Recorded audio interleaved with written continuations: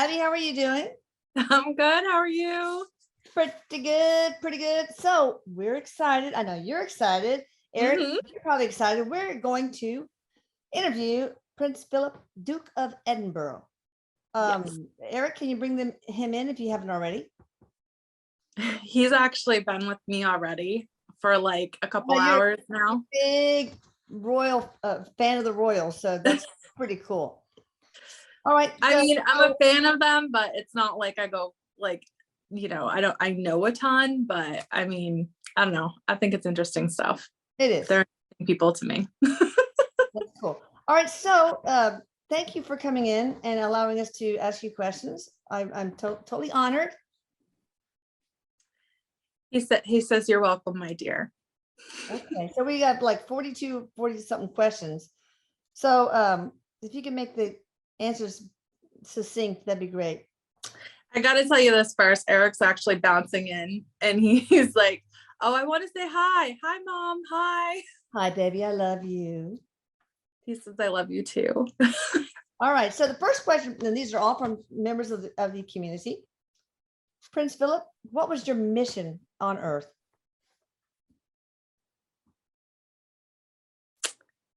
He says that he'd like to say, thank you for having me on. I think it's wonderful what you people are doing for the young people in the world and in your communities with the education of, I'm asking him to present himself as that 99-year-old man and not that handsome young prince.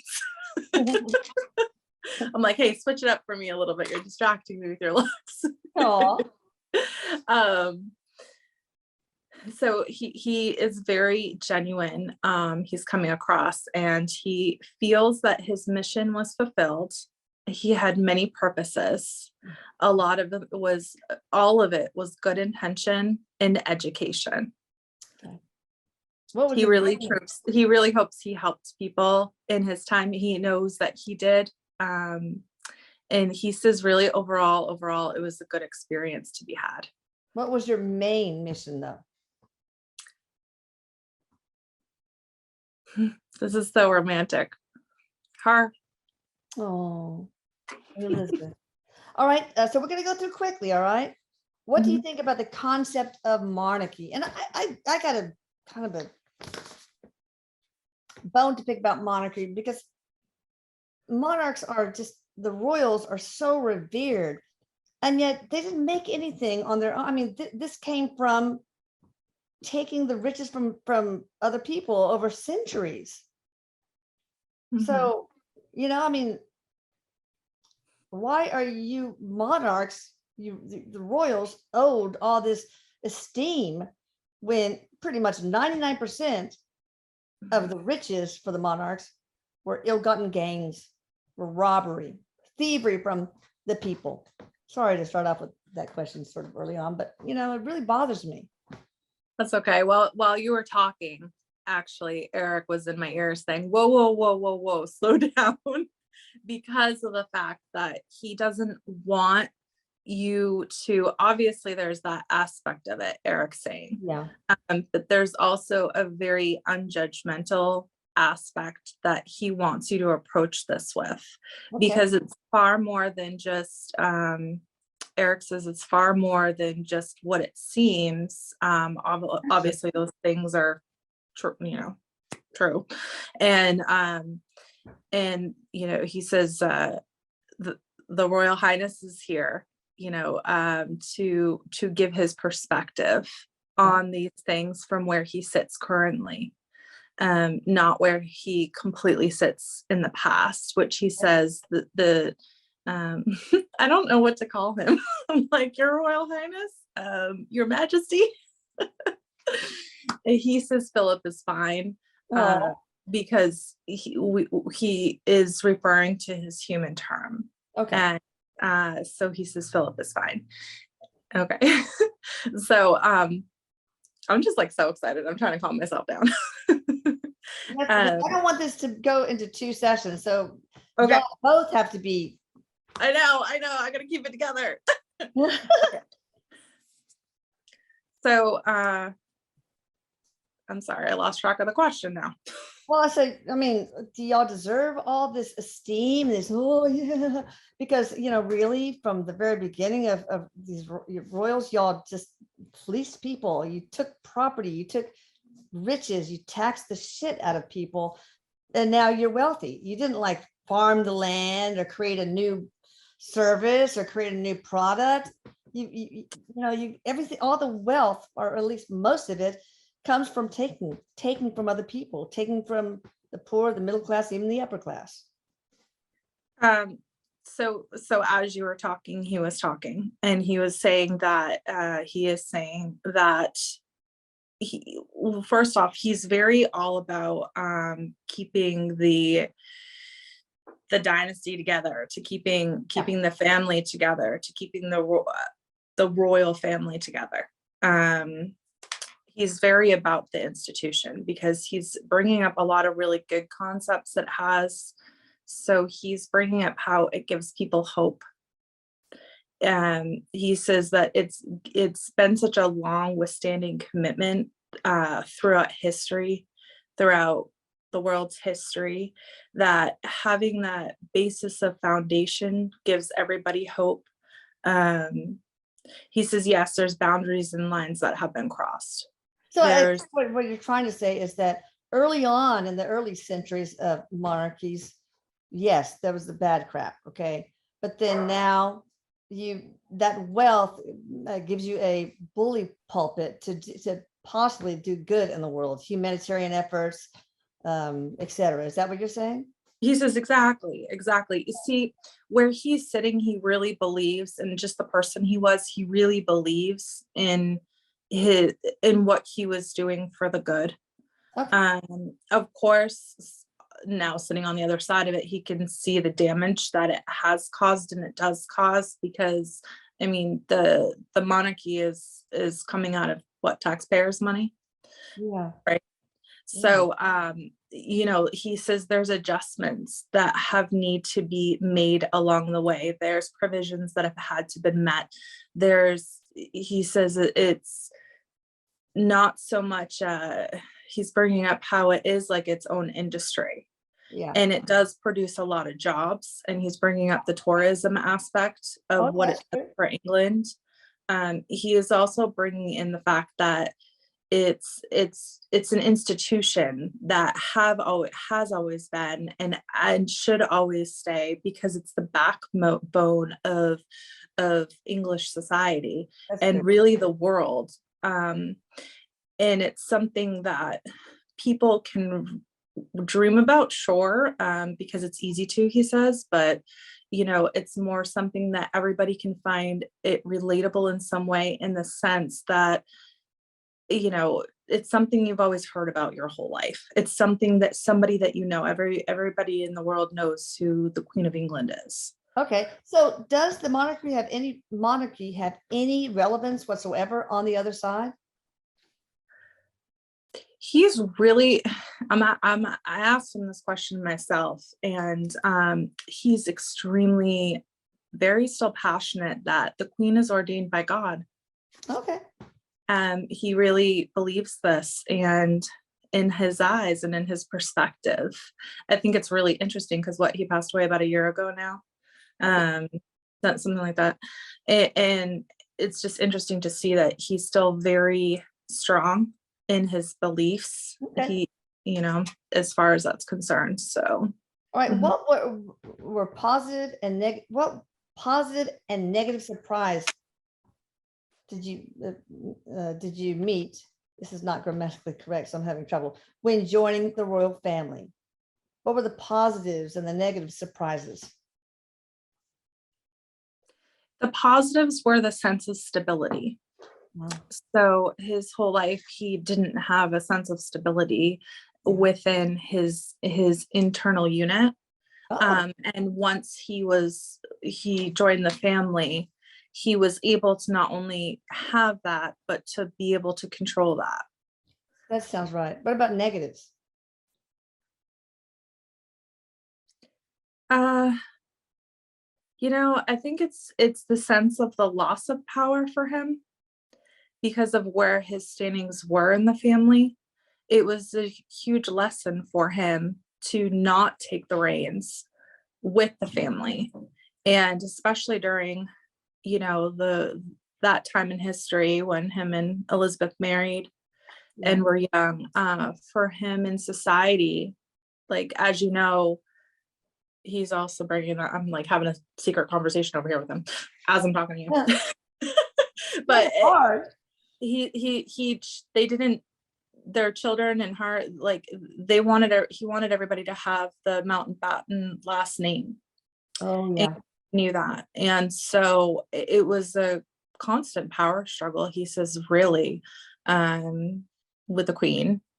And as he got older, he says, even at times with my own children, he says, it wasn't just all about society. We were a family too, Yeah. Yeah. Do you think Queen Elizabeth truly loves you and vice versa?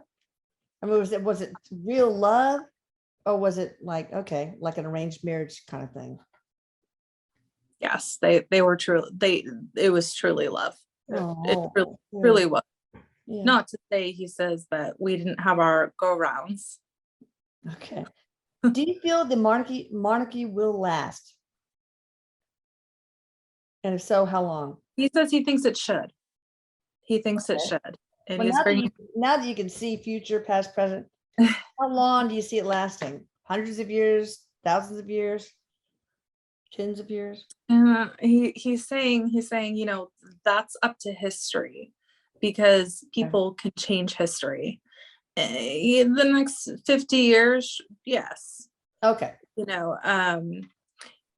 As far as in future generations go, he hopes so. He hopes so, because he's really, really, really, really believes that it provides a lot of really good things. And he's saying how the press, that they're more likely, especially, he says, the European and English press, to bring up the negatives and to harp on and talk about tabloid stuff. I know. He says there's not enough positives. There's not enough. I know. There needs to be more. I mean, that's anytime anybody is a celebrity, they're going to get the tabloid crap. Will William and Kate ever be king and queen? He says, well, yes. Okay. Will Yes. Who is it now? Prince I feel like is Prince Charles going to be a king? Prince Charles, is he going to be king? He says yes, for a short time. Okay. All right. Why are royals called blue bloods? That's a really good question. I've never even heard that term. term. That it could be that they have reptilian blood in them, and not necessarily bad reptilian blood, but that's what I've seen on like Gaia programs, etc. And also, this person wants to know, what private rituals do they perform before ascending to the throne, if any? So, is there any truth about you guys having some reptilian blood in your line? He says, well, we all do, really, because you have so many, he believes that you have so many lives and so many different experiences. And Eric's stepping in and explaining once again how, you have all those shades of gray. You start with the darkest and you move to the light. And it's not like, we're all sitting here being the devil, he says, but we have tendencies as part of our soul growth to make sometimes really manipulative, narcissistic decisions in past lives, in current lives, that are reptilian tendencies. Well, okay. So why is it called royals called blue bloods? It's because maybe they have a higher percentage of reptilian blood, or is it something completely different? Philip is sitting here looking over at Erik and just started laughing. You want to take this one, Erik? Well, he's saying I've been called a lot of things. He said, we Brits have been all called a lot of things. He says, Eric, All right. So he's actually saying that a lot of people just made that up. okay. So that's the case. Eric, do the royals have more reptilian blood in them than the average bear? It's okay. It's not a negative Do humans, is that what you said? than the regular, the usual, the most humans. No. Okay. Are there any private rituals you perform before ascending to the throne? Well, yeah, yes, there's quite a few rituals. So when the queen, he's showing me like the coronation, Yeah. and they draw the curtains, and I believe there's some sacred prayers Okay. that are said, and with her or him and whoever's in the future, there's certain objects that are handed down. There's certain, it's not like there's this secret underground society. Or they do, Drinks they goat do some blood or anything like rituals that, the night right? before. Yeah. Okay, nothing creepy. All right. Nothing creepy. What was it about Elizabeth that made you fall in love with her? And what was the relationship dynamic like? Well, really, Elizabeth was quite young when they met, Yeah. and he was a little older. So, I mean, at first he didn't fall in love with her.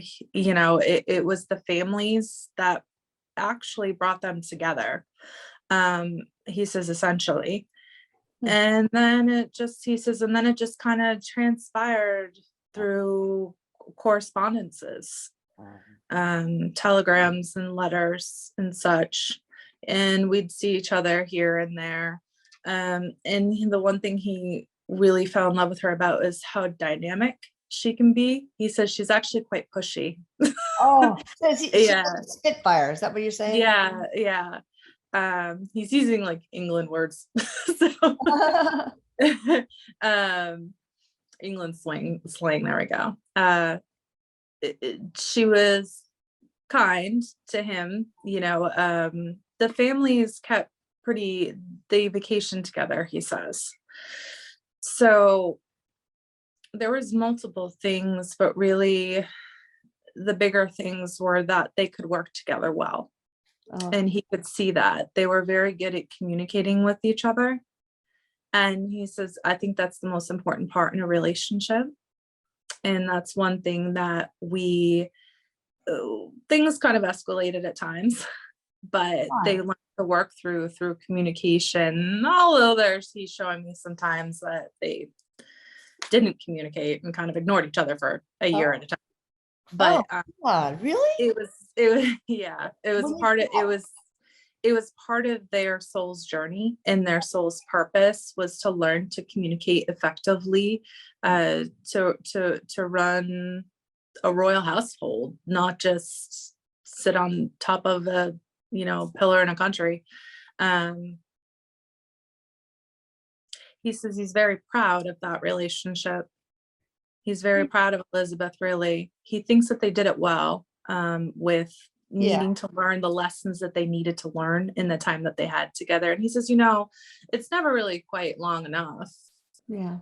So. Okay, so when you fought, what was the main theme of your fights? Everybody has fights. Some married couples fight about finances, some about the kids. When you fought, what was it often about? He says that's an interesting question, because really what you're asking is at what time in our life together. Because as we evolved as a couple, and as we evolved as a relationship and as a unit, and as time went on and decades went on, it evolved into different issues. So what was it?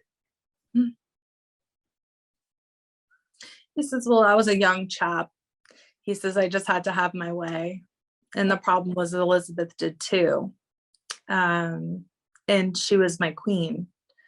So developing an attitude of resistance and will, it was just a clash because both of them were very prideful in not only their causes separately, but their families and their name and who they were as people. You know, the prince having his, I think it was naval background. I believe he was an officer, he's saying. He was raised in this military community with pride and justice and reign. Yeah. And then you go home and you're a part of a family and all of that, really. He's laughing. He says, and then I'm trying to find a nanny to help me change the diaper, but I don't think he ever changed any diapers. Probably not. But did you ever feel emasculated by the queen? Like less of a man? He says, when I took on the duty of serving her, it was given to me. It wasn't just Elizabeth. It was the family, the Windsor family. Yeah. It was given to him. So it was a very firm understanding of who he was to her and what his job was and always will be. So he didn't quite understand as a young man how to develop that platform with his causes and the things he cared about. And I'm not just talking about with the communities, but with the things he cared about that were important to him in a relationship, that he needed to feel heard. So at times it came out very assertive. And he's not very proud of some of the ways, as he reflects, that he wasn't able to communicate his needs and how that encouraged some really poor behaviors on his part that he says were quite covered up. And he feels, sorry for that, but then he also knows that as things evolve, you learn and you grow. So he says, it was just he says it was quite meant to be there. That we grew together, really. We learned our way. And he's telling me how they invented a path together because to them, it was a modern day romance, right? Because now hadn't happened yet. So just as he says, just as the new royals are coming into their being and evolving, Philip's very about evolution and evolving and growing. And it's kind of the theory Erik says where, if you don't move with it, you'll get left behind. And so Philip had a very firm understanding of that. Okay. In the last 10 to 20 years, what did you fight about, or what was your relationship like? Both. He says we were bickering old crows. Oh, I can imagine. Okay, well, we'll skip that one. I mean, no. Is it true? He's laughing. Is it true that you wanted the coronation televised? If so, why? And did you at one point of your life regret the decision letting the television and modern media into the life of the royal family? So was that you wanting the coronation televised? Yes, he did.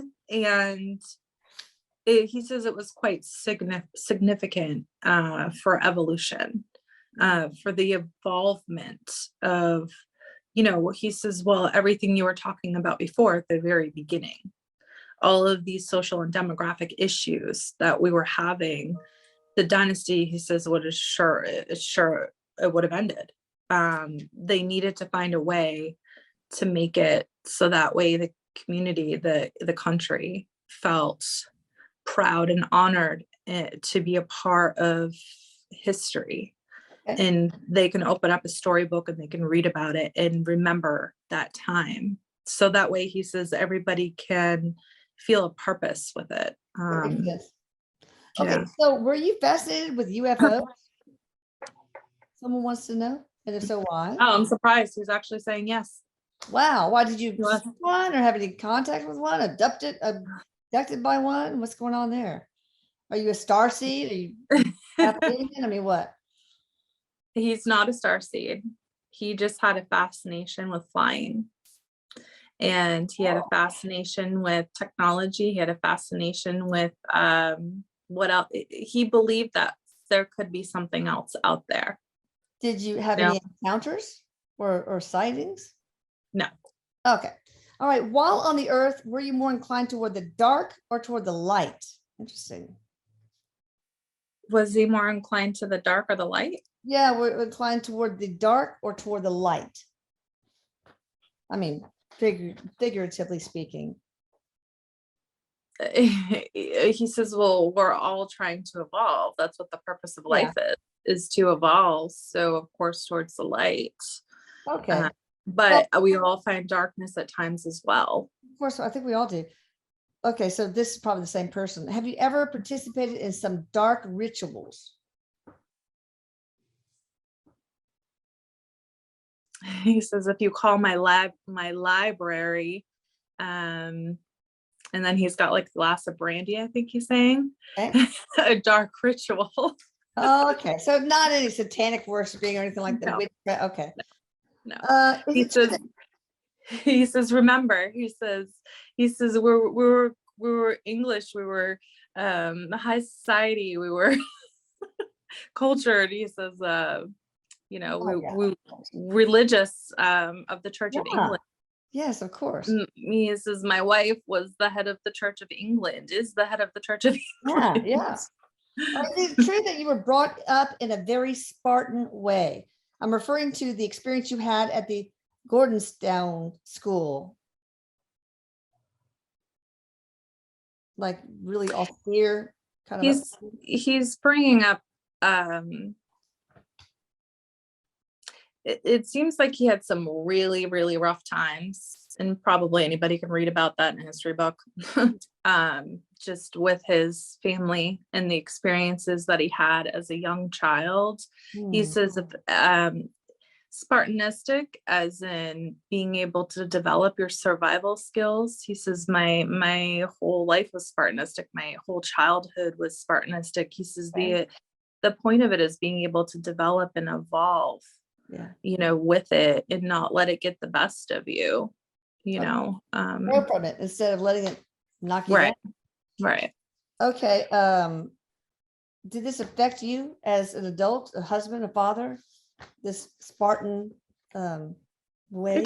It did. He had some very high expectations for himself. It wasn't just other people, it was for himself and what he believed to be the right way of living their family unit, and how they were being, because remember, he was raising a future king.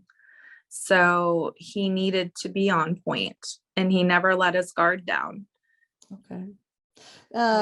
What would you say, Prince Philip, to your son, Prince Andrew, about his behavior with Jeffrey Epstein? He sees both sides of it, you remember, because of where he's sitting right now. So humanistically, it's atrocious, he says. But he also sees the side of it where he sees where Andrew is and have, with his higher self, and he knows how it's going to evolve him. So he says that there's lessons to be had out of everything. Okay. Was the royal family a part of the Illuminati / cabal? Any part of it? No. Did the monarchy pay or threaten authorities to cover up your crimes against children? Wait, did you have crimes against children? Wait, let me finish doing it. I once saw a video of a young teen hanging outside what was supposedly Prince Philip's window, hanging from bed sheets tied together like he was trying to escape. This old video. What was that about? And what happened to the poor child? Oof, what's going on with that? It's okay. We're not going to judge you.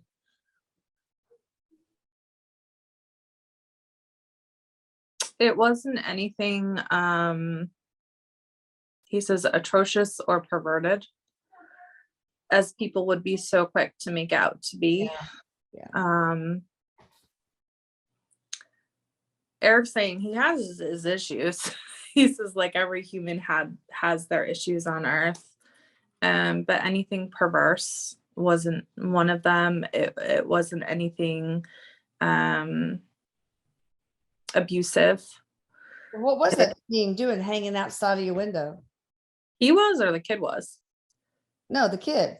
The Trying to kid. escape. Looks like trying to escape with bed sheets tied together, hanging from Prince Philip's window.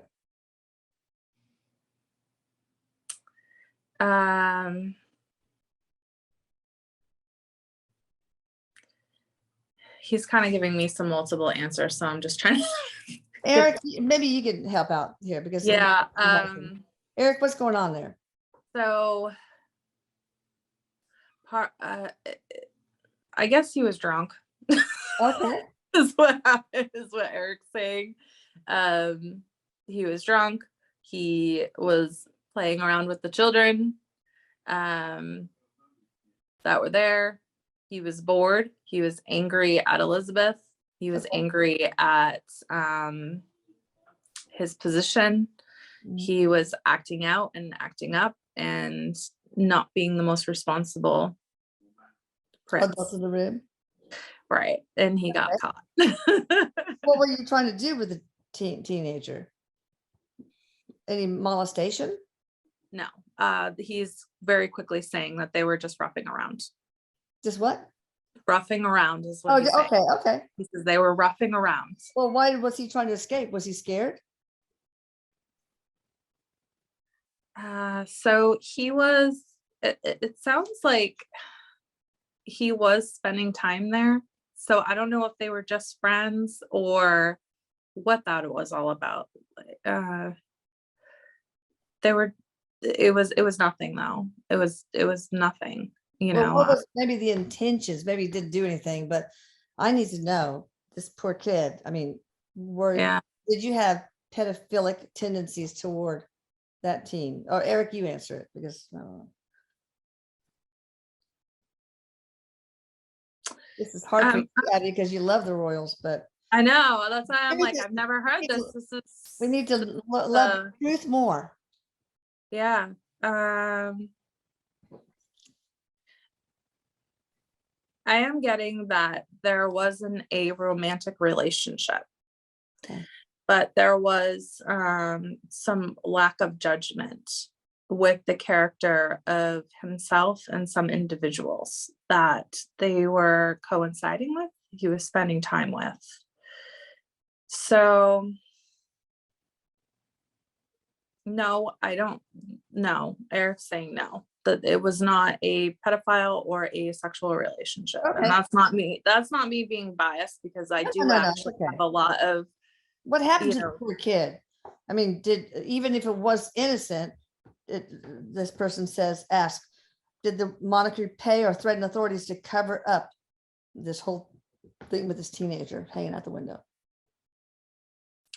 The prince was saying that yes, there was a lot that was covered up, and there were a lot of relationships of people that were covered up, and he says roundabouts and things and ins and outs as any celebrity situation or that were covered up. He says it was covered up for the greater good.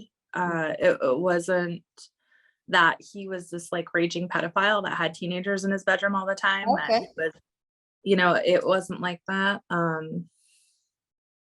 But it does seem like he made some poor decisions about sometimes how he was behaving. Well, it could be that the teenager misinterpreted your intentions too. Could it be that? I think that it was a mutual misinterpretation is what is what I'm getting, because it's this weird feeling I'm feeling with the teenagers attracted to him. And Philip is having this moment of, he says, I never had a moment of indecency, but having this moment where he's enjoying the companionship.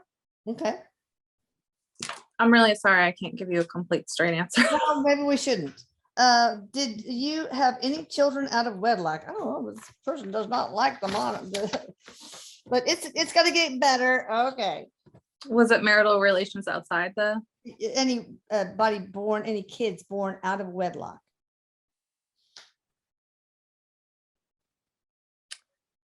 Not born.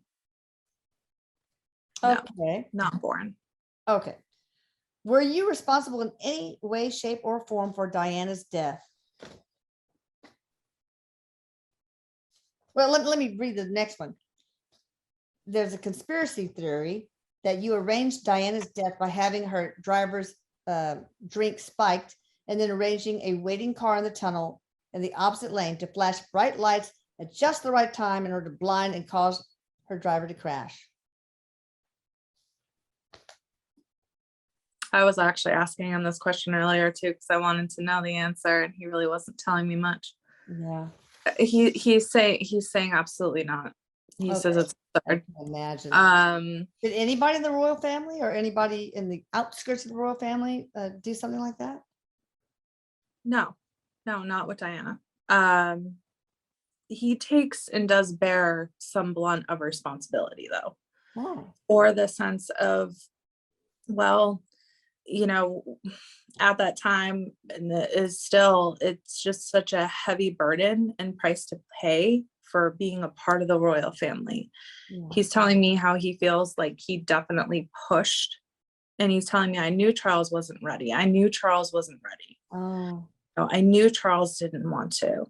It was like they really pushed the marriage. Yeah. And so he sees where he sees and he saw what happened to this young lady, he says, that was eternal in life and exuberant and energetic and, you know, dancing, and just that he says really just a big heartbeat, he says, and then she decayed, really. He says she decayed under the pressure. She decayed under the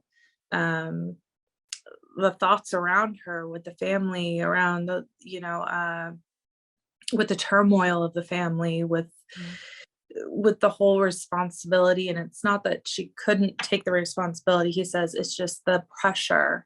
And he saw what it was doing to her physically, and so he can't help. And he says, it's not just him that feels that way, he feels the entire world felt that way though when she passed. But of course he felt he says, I felt grave responsibility in protecting her. Did you like her when she was alive? Or did you? Oh yes. Oh, you're immortal. I mean, how did y'all get along? What did you feel about her? He really liked her, and there was this kindredship and special, like, little secret conversations that they'd have because they understood one another. With being outside the family and marrying into the family. Yeah. As to your person and how it makes you not such a person, and so she really actually tried to emulate him about how he was able to, you know, be so stone faced and very you know, just prideful, letting things go, not letting things interrupt or change his you know, who he was. And he said he tried to give her advice. He says, I tried to give Diana advice. He says, but she was too willful. Yeah. What did your wife, what was your wife's opinion about Diana? Did she not like Diana, or? From day one, she didn't think she was strong enough to make it in the family. Oh, okay. She vocally told everybody that. Everybody knew in the family. Okay. You know, it was a nice concept, but Queen Elizabeth has some very strong opinions, and she was not afraid to say, you know, I just don't know. I mean, I really don't think, you know, she's going to be able to make it. Yeah. The pressure is just, he says, at the utmost of extreme. You just can't imagine. All right. So what do you really think about Meghan Markle and Prince Harry and all the things that have happened to date with the Oprah interview, moving to America, etc.? What's your opinion about that from your standpoint as a spirit now? So it's evolved, his feelings towards his grandchildren and what he wants for their lives, just as anything's evolved in his life. Yeah. For Harry, it's definitely a different story than it is Will, because he's not in the line of succession to, Yeah. I mean, he is and he isn't, Yeah. but he knows he understands the disruptions, but he's also he believes in keeping family together. He believes in keeping that structured unit because you'll be stronger. That's So cool. he was disappointed when they decided to leave the country. Okay. He was disappointed, but then he was the one in the family that was also trying to look at it like it was a positive thing. Yeah. Like if they're moving to America, they're going to be there. Like, look at what that's going to do for good for the reputation of the royal family. Okay. Really. Glass half full kind of guy. What do you think about Prince Charles being king and Camilla being queen? Will she be queen if she's, I mean, she's not a royal. But anyway, so what do you think about that? He believes that Charles will be a great servant to the crown. And will Camilla He will be the crown, he says. And with Camilla by his side, she makes him happy. But can she become queen, or is she just going to be his wife? I don't know what the rules are.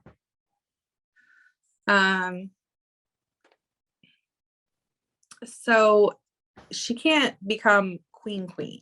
Okay. But it's like, I know I heard this on the news the other day too. It's like Concord or something. Yeah. Okay, that's fine. We got some other questions. What is something about the royal family that the world deserves to know, but is being hidden from us? Good question. And he answered it before you stopped talking. He says that they really do care. Oh, that's nice. That's the biggest part that he needs everybody to know. Good. Is they really do care. They don't just sit in their throne in their ivory tower looking down on everybody. They really do care. What do you think about Queen Elizabeth's reign as queen? Do you think she's done a good job? I think so. But he says beautifully. All right. What is something that is true about being a member of a royal family no one would believe, but it's true? But it doesn't have to be wild or crazy. It could be true, but mundane. So something that fact. A member of the royal family that no one would believe. Cute question. He's like giving me all these answers, but I'm like, that's believable. That's believable. That's believable. Because he was saying how things can escalate too quickly. Yeah. So he's going back to that whole conversation we were having earlier about how the photographers were taking pictures and it looked like this. Give me something unbelievable or hard to believe, at least. Unbelievable, hard to believe. Come on. Okay, so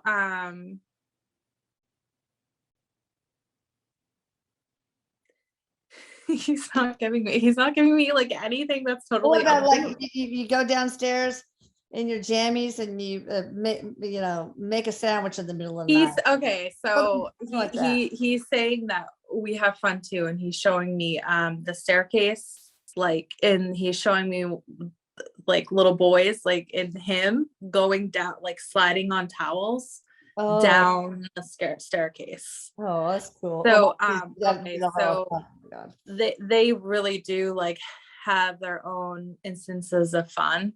And then he says, we really are in awe of our history. So pieces of art, he's saying, would be brought in. And he was a huge lover of literature and art. So when he saw original pieces and artistry, and when he read books, he says, I'm quite boring, really. Oh, no. All right. Go ahead. Yeah, he's just saying he's quite boring, and so it sounds like he had his own ways of being in awe over the experience of it. and being able to be a part of touching original literature and seeing original art that other people wouldn't see. He says it was really truly fascinating. Oh my gosh. Were there any hauntings at any of the places you've lived? Yes, there were. Did you experience any of them? Tell us one. He sure did. At Buckingham Palace, actually. He believes it was King Henry VIII. That's what he was told. So he says one night he got up and was stretching himself out, he said, and he heard, you know, something in the hallway, and of course there's guards right there, he says. But for some reason at that moment there was nobody outside his door. Nobody was there. And then just he saw a man, like how you would picture in medieval England, walking down the hallway, who looked like in his books, like, you know, King Henry VIII. And he thought, he's got very dry sense of humor. He says, well, I thought that quite odd. He says, so what did he says, so I went back to bed. He says, and I thought maybe it was a dream. And then he had told Elizabeth about this experience, and like first thing in the morning when they were getting ready, and he says, of course we had separate living space, like room, but at the time. So he says, and it actually happened 3 times, and she had also had the experience, but also her family had told her, like she knew the story, so she knew that could be. And then she went on to kind of tell him about more haunting stories of it sounds like it was earlier in their marriage that this happened. All right, real quick, because we have. She loved to terrify him. She loved to freak him out. Oh my God. Prince Philip, were you spiritual at all? He says, of course I was. He says, England kind of spiritual, or spiritual like channeling Erik spiritual? Honestly, he thought this was ridiculous. The mediumship thing, the storyteller thing, he never would have. When he was alive. Yeah, differently. Yeah, he would have thought it was ridiculous. Okay, that's fine. We'll go on. Yeah, okay. But the Church of England was very significant to him, and then he also, well, obviously, it was the most significant part of his life.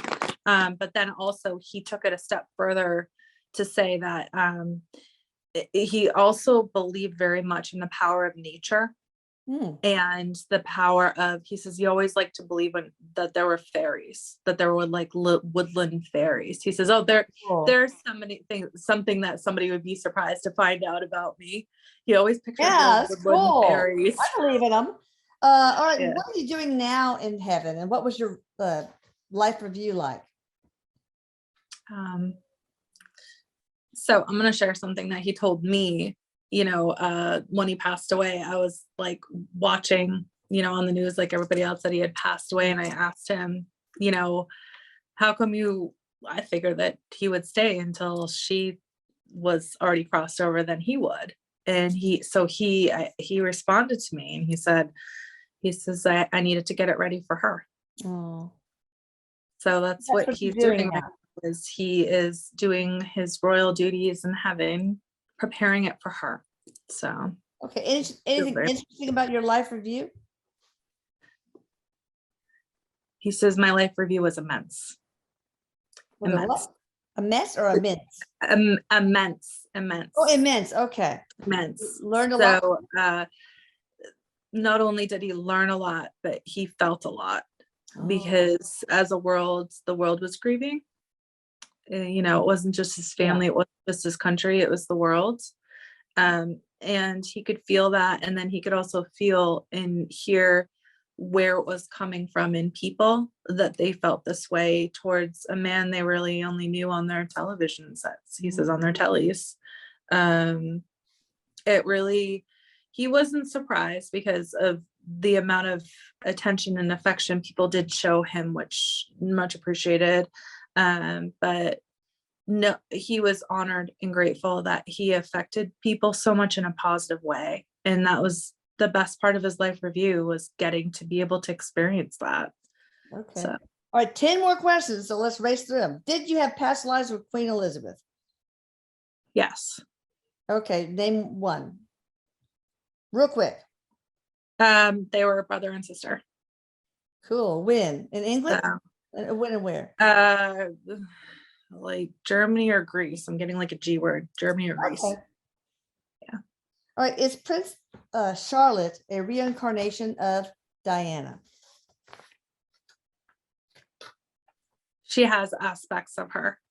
Like facets of her and her soul in Yes, Diana's soul in her? as all the great grandchildren and children do. Okay. So completely reincarnate, no. Okay. As parts of her, yes. All right. Do you miss Queen Elizabeth and are you around her a lot? And if so, is she aware? Probably not. He's doing his duty. He's still taking care of her. He's still preparing a space for her. Know that you're, does she know you're around? She talks to him. Okay. She So talks to him. Sometimes she can almost feel him, you know. yeah. And he says when it gets towards the end of her earthly time, she'll feel him even more, and he's going to tell her not to fear. He tells her not to fear. And so he's still by her side like he always was. Okay. When is Queen Elizabeth crossing over? We're not going to do that. Okay. How is Princess Diana? Have you met her? How's she doing? Of course. She's fantastic and beautiful as ever. Oh. Have you reincarnated yet? Or will you? He will be into he's going to be another boy. He's going to be in Europe. And it's not going to be soon. Okay. Needs to wait for Queen Elizabeth, I'm sure. What other life influenced your one as Prince Philip? So I was also asking him this question too. He had many lifetimes. He was showing me earlier over the course of just human history, and it's amazing because they were all with the royal family. Wow. Like he has stayed in succession with his bloodline. Like he just keeps coming back into his family. Uh-oh. And not just the Mountbattens but the Windsors, and it's like wow. they play these roles over. And one of them, and his most significant is, he had a lot of significance, but one of his most was that he was a Viking, like head Oh, wow. royal soldier Viking. I Hmm. don't even know what they call it. And he was just so like you would see in novels, you know, with a big mustache and the crown, and he's all like beastly like in Game of Thrones and yes, with the club and whatever. But he was protecting his empire. okay. And that's what he has done his whole life, and that's what he keeps choosing as a soul to re-enter into, which that surprised me, because I would have thought he wanted some different experiences. Yeah. Okay. Any regrets or things that you would do differently? He says, well, we all have those, I guess. Yeah. He wished he had known to love at a time, because at a time he really learned with his family how to love.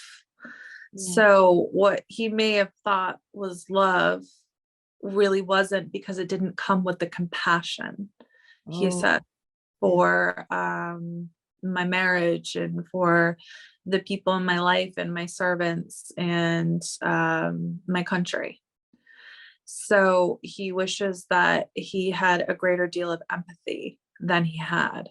Okay. So for that, he regrets. All right, last question, actually two. Any guidance for the family and any guidance for the world? So with the world evolving, he says, and this is a really difficult, hard thing to say, but it's evolving as it should. Yeah. Because that's part of the growth of humanity. Right. And you have to take that for the experience of what it is and try and remember that there's a purpose for everything, and you always have yourself. You always can find pride in yourself and who you are, and figuring out from the beginning what you stand for and standing for it, and not letting something else rise. He says, standing in who you are and learning to develop that is really such an important lesson in getting through all of the chaos that this world has to offer. He says, as you know, I was 99 years old when I died. He says, I saw. Betty White. Why couldn't you just wait one more year? I know, I was so excited for like his 100th, and then he died, and I was like, I what? know. I wanted to see that party.